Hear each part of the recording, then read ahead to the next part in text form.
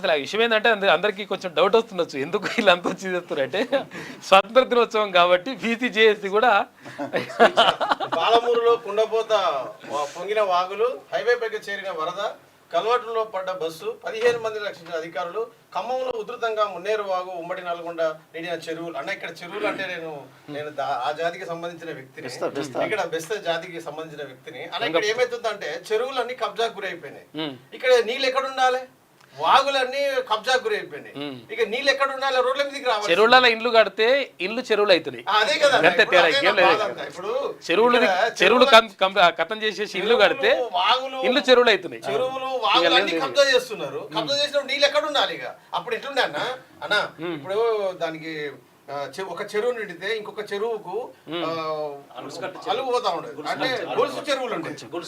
ఈ గొలుసు కట్టు చెరువులు ఇప్పుడు ఏమైపోయినాయి అంటే ఎక్కడికక్కడ రోడ్లు అయిపోయినాయి. చెరువులు నీళ్లు రాక రోడ్ల మీదకి వచ్చినాయి కాబట్టి రోడ్ల మీద మొత్తం నీళ్ళే ఉంటాయి. బస్సులు మునుగుతాయి, మనుషులు మునుగుతారు, అంతా ఆగమైపోతుంది.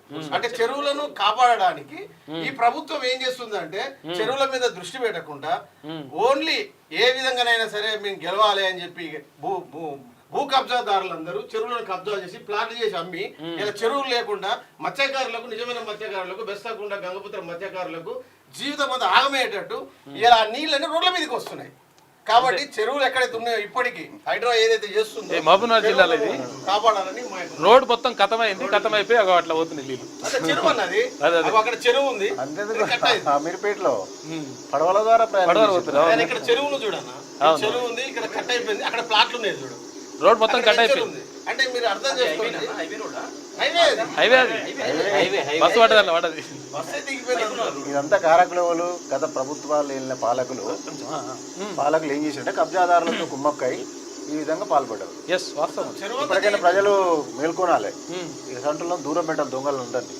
ఈ రోడ్ మొత్తం దిగిపోయి అంత దారుణంగా దొంగ బేరకాలను వ్యాపారస్తులు దొంగ ల్యాండ్ అమ్మటంలో దూరం పెట్టాలి. ఫస్ట్ 78 ఏళ్ళ సంది రోడ్ల మీద మొత్తం రాళ్ళు పడ్డాయి.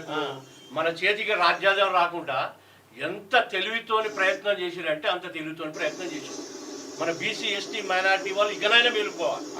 78 సంవత్సరాలు చెరువులు కబ్జా చేయడమే అలా పని. చెరువులు కబ్జా చేయాలి, ప్లాట్లు అమ్మాలి.